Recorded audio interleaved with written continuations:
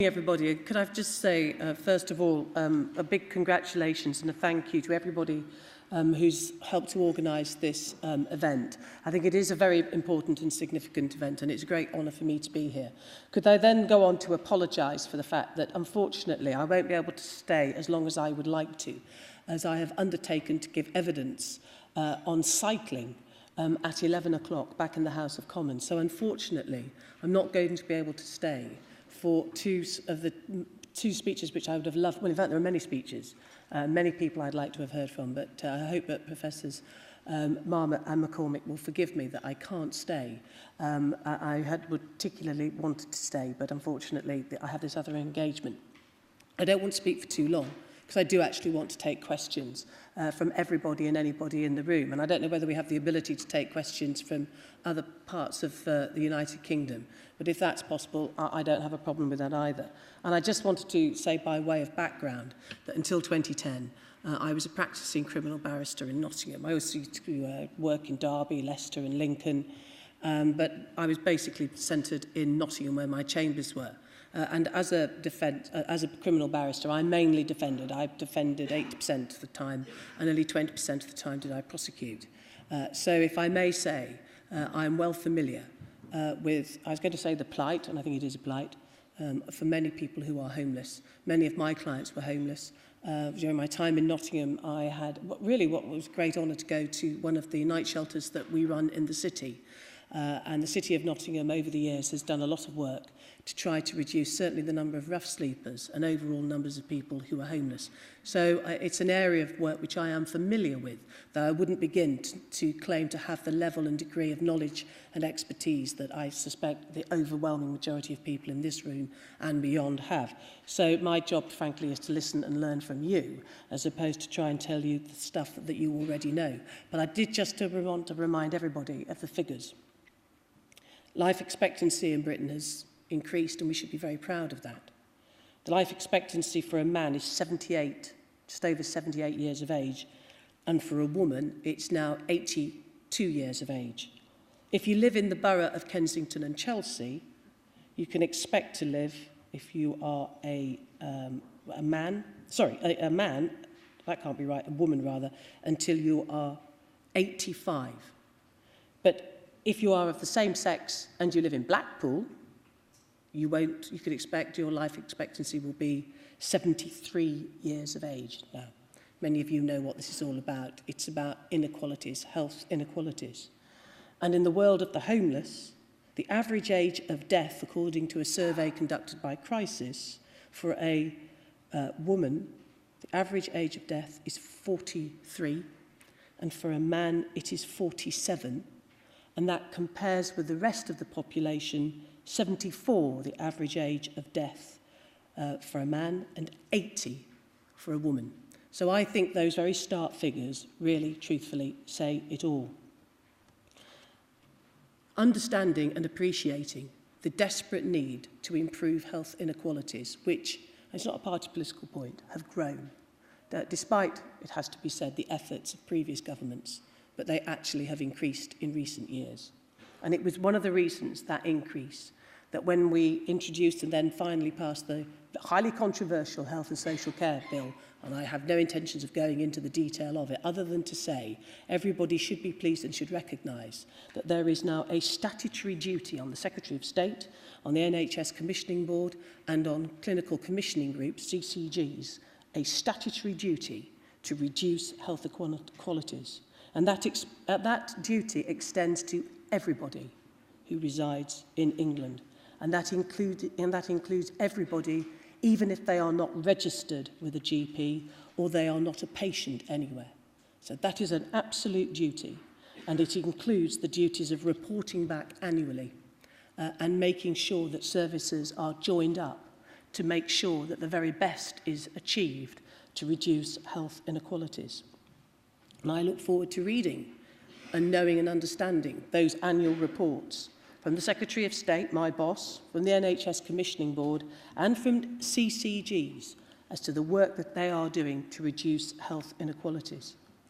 I just want to mention, of course, that what the Act also did was that it took public health away from a national level and gave it back to where it had always been, and where, in my view, it should have been and should have remained, which is at a local level with local authorities.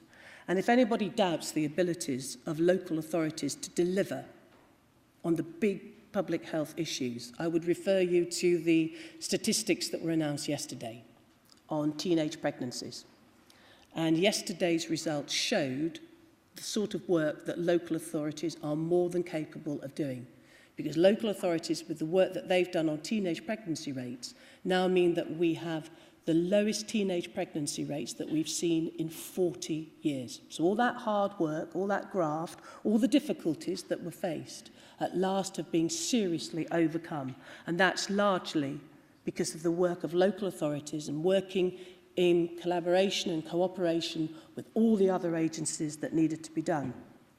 And I know that health and wellbeing boards, in their shadow form, soon to be up and running in full form, have had to look at them and assess the needs of their areas and their communities. And in so doing, they too have to be aware of what they will do to reduce health inequalities. And in reducing health inequalities, what we know we have to do is to get into those areas of our population who have traditionally been the most difficult to get into, because it is the case that often it is the most needy, the most deprived members of our society who actually, ironically, have the poorest levels of health services and indeed other services. And I'm very proud that I'm the Minister with responsibility for the Inclusion Health Programme. And I know you're going to hear from Steve Field later on this morning, but I know that the focus are those very, very groups who are in most need, where there is so much inequality that we need to do the most work with, especially gypsies and travellers, prostitutes. Forgive me, I don't use the word sex worker. I have represented over the years, or indeed prosecuted, many prostitutes, and I have never met a prostitute who hasn't been seriously abused at some stage in their lives, usually as children. And I don't see the fact you are a prostitute, as some sort of career choice. And it's not because I'm in any way being derogatory at all, far from it. I think that that group of people are some of the most vulnerable people in our society and deserve the very best of services. And I know that many areas work really well with street prostitutes, and rightly so, but it's certainly one of those groups where we need to do a considerable more amount of work to improve their health outcomes. And if we help those women to regain their self-confidence and their self-esteem and find another way of living, then it's absolutely admirable and it must be done. And of course, the other group, who we know have poor health outcomes, who deserve the very best, are not only vulnerable migrants, but also the homeless. And I've already given examples of the outcomes that face people who are homeless, and you all know why those outcomes are often as they are. We know that often GPs are criticised for refusing to register the homeless, and that of course means that they have poor access to primary healthcare services and hospital discharge arrangements. We know that homeless people are entitled to access NHS primary medical services in the same way as everyone else in this country. And GP practices are expected to register homeless patients, and homelessness is not a reasonable ground to refuse to register a person as an NHS patient. And I am also, of course, aware of the really brilliant and great work that many of our GP practices, and I've just got a bit of a flavour of some of the work that's going on in Hackney. I met somebody I haven't seen for about 20 years who's also involved in that work. But I'm only using Hackney because I happen to have met them. But I know that there are many other areas of the country where great work is being done by GP practices. We've now got to make sure that that is rolled out across the whole of England. But we are looking into GP registration and primary care access to establish what actually is happening and why. And we'll be discussing our findings with the NHS Commissioning Board, as the Commissioning Board will be responsible for the commissioning of primary care services in April. I just want to deal, finally, with hospital discharge. Last year, the Department of Health commissioned a piece of work from Homeless Link and St Mungo's to look at how to improve hospital admissions and discharge for people who are homeless. And I had the great pleasure of going to St Mungo's just before Christmas, and he's here. I can just see you. Hello. But knowing of the great work that not only do they do now, but what they want to do to improve what is undoubtedly a failing system.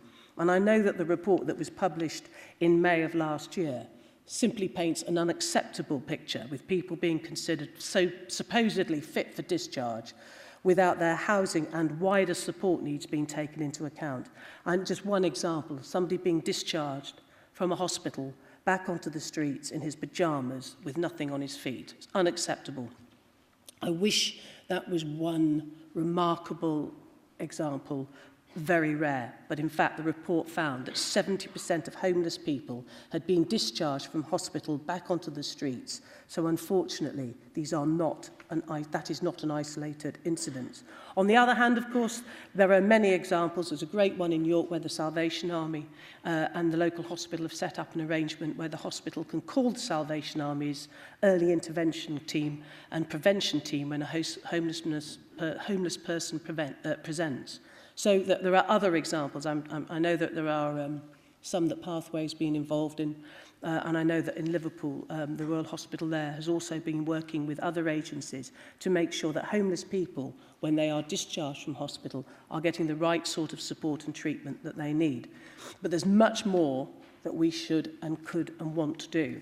And I hope to be able to be in a position very soon to make an announcement as to what we intend to do as a government and funding that we might be able to make available so that we can help the voluntary sector to improve hospital discharge arrangements between health, local authority and voluntary services, and to help secure appropriate facilities for those requiring continuing medical support after hospital discharge to allow time for recovery. I'm not in a position today to make any announcement, but I'm very hopeful that I will, in the next few weeks, if not a bit longer, be in a position to make a sort of announcement that might ensure that my new friends at St Mungo's become my lifelong friends at St Mungo's and all the other charities that do such great work. So, in short, if you want to be blunt about it, there are now no excuses for anybody involved in the health service, and that includes locally and nationally, and that includes government, to allow a continuation of the health inequalities and the poorness of services, especially for those people who are homeless. We have now the statutory duties in place. We've got all the other mechanisms in place. What we now need to do is build on our knowledge and that duty and get on and deliver in a way that perhaps we haven't in the past, to make sure that because you are homeless doesn't mean to say that you haven't got the absolute right to the very finest treatment, just like anybody else in our society. So I'm very happy now, please, to take questions.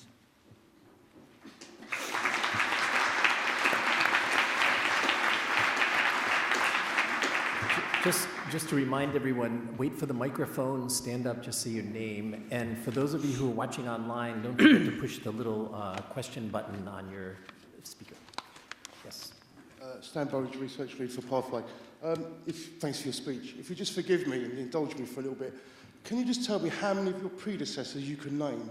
How many of my predecessors? What, as Ministers of Public Health? As Ministers of Public Health. It's not a test, you're not on the spot. Anne Milton, Dawn Primarola, actually Edwina Curry. A lot of people here will be old enough to remember Edwina Curry was a Minister for Public Health.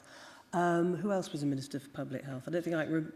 You're doing better than I expected anyway. To be honest. And the reason why I asked that question is because I don't think that we can remember very many of them. And I would like to suggest that as perhaps because they haven't done anything of note, anything that's memorable.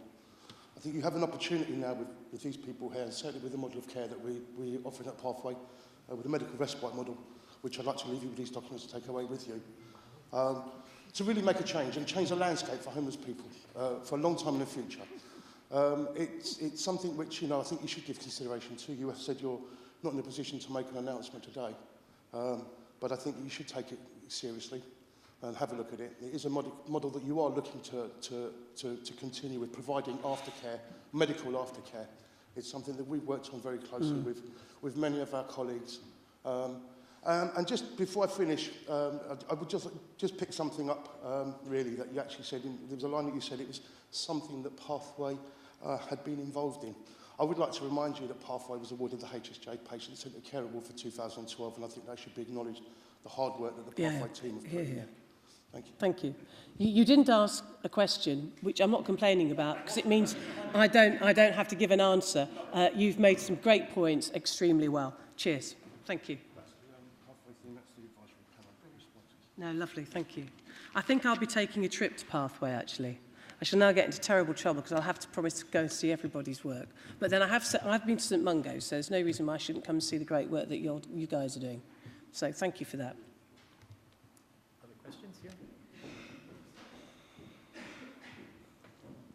Hi, I'm Dr. Justin Varney. I'm a consultant in public health medicine. You've raised the issue about what I would view as clinical neglect and negligence in terms of discharging patients onto the street from hospital. And after the Francis report and mid-staffs, and similar issues for patients with learning difficulties, how do you think we can change the culture of practitioners and actually reframe homelessness in the way that child protection was successfully done, so that we're not putting vulnerable adults onto the street with clinical conditions and actually taking responsibility for their care properly? Well, I think you're right. And I think that's one of the things that conferences like this are doing. And I think within the professions, if I may say, I think there's a raising of awareness. I mean, I actually take the view, I'm going to believe that nobody deliberately decides to discharge somebody with no shoes on, nothing on their feet, and in a pair of pyjamas. I'm going to take that view, that nobody does that deliberately. Circumstances often come into play. But everybody has to wake up to the fact that that cannot ever be the right thing to do. I mean, it is blisteringly obvious to most of us, but often busy A&E departments, no doubt. Often it's pressure on beds, may mean that somebody just isn't engaging what I know they have within them, because they wouldn't have become a health professional in the first place, which was their compassion and their wanting to do the best for somebody, especially when somebody wasn't very well. But most importantly, if you haven't got the facilities for somewhere to go, if you haven't already started that intervention work, then in a way, what the hell else do you expect? And you can't blame staff if we aren't providing the facilities. And that's one of the reasons why we've looked at very carefully how we can do these sorts of places. An extension of hostels, it may well be, or other work that I know the voluntary sector wants to do, the great charities want to do, so that when somebody is discharged, before they are discharged, because it's a great point of contact when somebody's in a hospital bed who is homeless, to be able to look at all their needs, including the fact, of course, that they are homeless, to make sure that when they are discharged from hospital, they're going literally to a better place, but also a place that's got tons of support to help them to change their lives.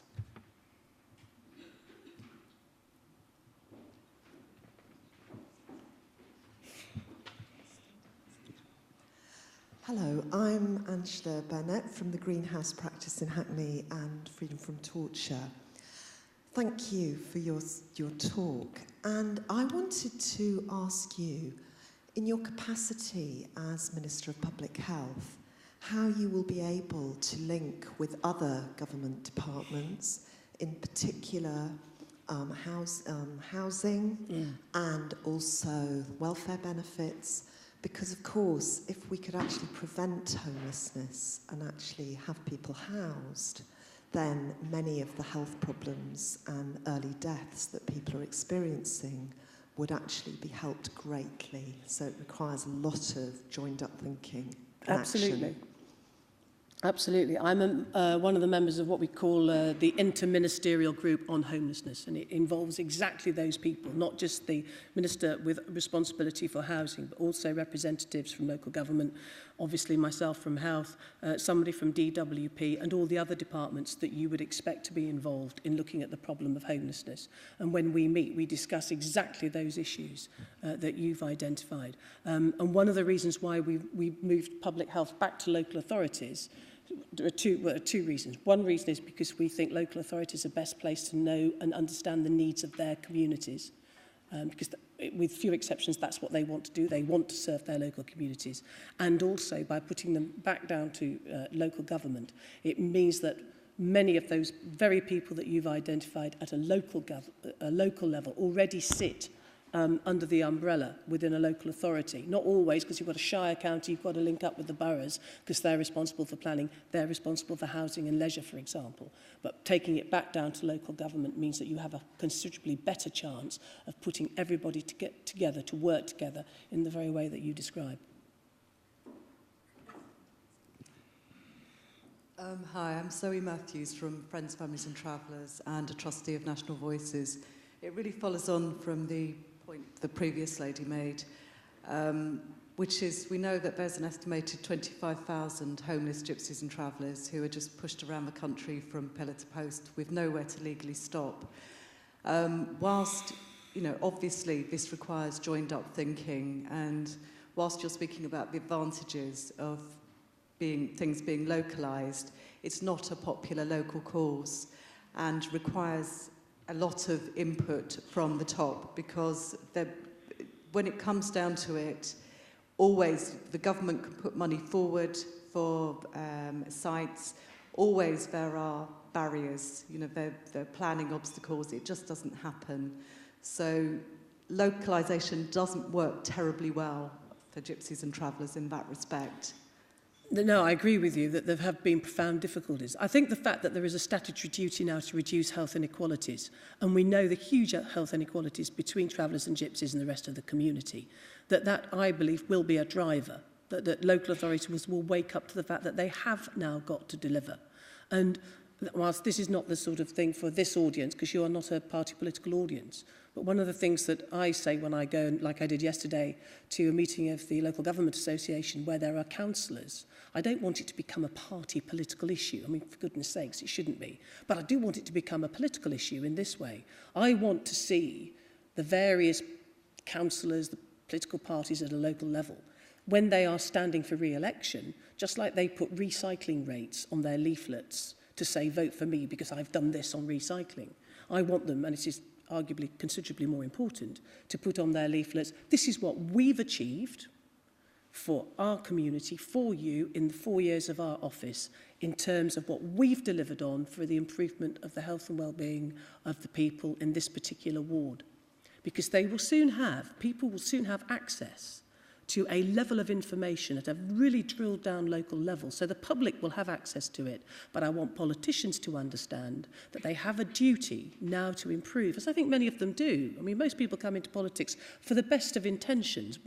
You can criticise us that we don't deliver on it, but our intentions are invariably honourable. And for local councillors, this is a real opportunity to make a real difference.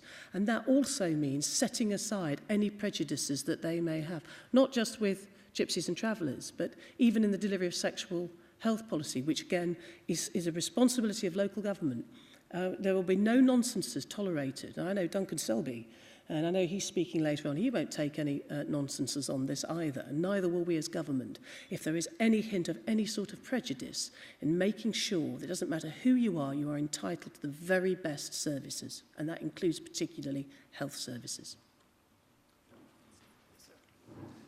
Andrew Hayward from University College London. I was wondering if we could get your thoughts on how we can commission services for homeless people and other disadvantaged groups that have a footprints that are much larger than a clinical commissioning group. I guess a prime example is something like the Find and Treat service, currently screening across London, but with a need to screen nationally, where clearly local level commissioning doesn't necessarily serve the needs of the population.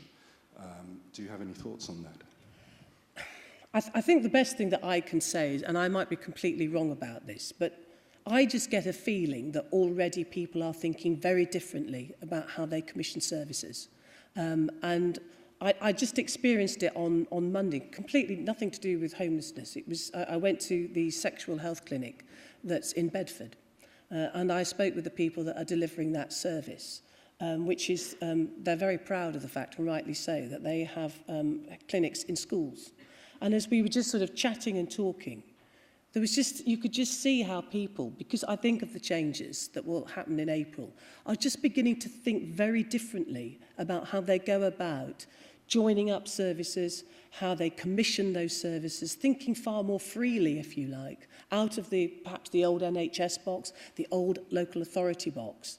So that's a feeling that I'm getting. But I think, we all learn from each other, and there are undoubtedly some great commissioning going on. And what we have to make absolutely sure is that those models, those ideas are shared everywhere, so that people can learn from it and adapt or adopt them for themselves. I'm not sure if that does answer your question. If it doesn't, do forgive me. But I think it's the best I can give. Oh, sorry. I've not been able to find anybody who can answer it yet, so I'm perhaps not surprised. Okay. I think we have time for one more question. I'm trying to be respectful of your time. Okay.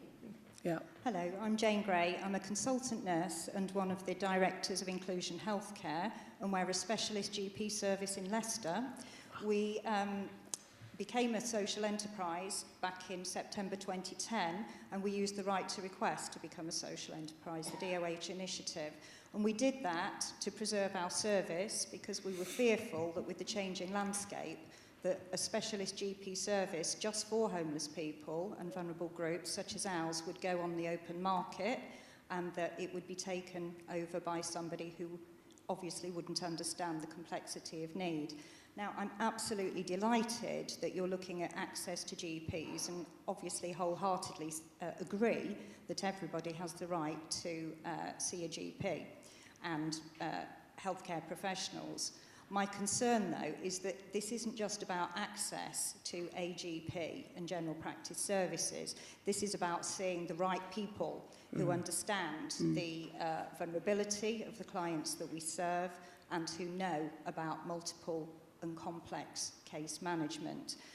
I know that with the changing landscape, that in 2015, that myself and my colleagues are going to have to talk to yet more new commissioners and justify why a specialist GP service is needed, and that we will go through the usual pain barriers and challenges about what makes us so different. I just wondered whether what your views were on specialist GP services versus mainstream GP practices who simply don't have the skills all the time, in fairness, because there's some fantastic mainstream services. They don't have the skills all the time to serve such a complex and vulnerable client group. And I don't think it's, obviously you're doing a great job in Leicester, and you're just down the road from me, and I'm sure in Nottinghamshire we'd be delighted to learn, certainly my local GP practices from what you're doing, and certainly in the city. But I don't think it's for me to say one's better than another. What I would say is that I would hope that when people are commissioning, that they bear in mind, great ideas like your own, great services like your own, so that they commission the absolutely best thing for their locality and for their areas. Again, it was really a series of excellent points, well made, and very much listened to and heard. So thank you.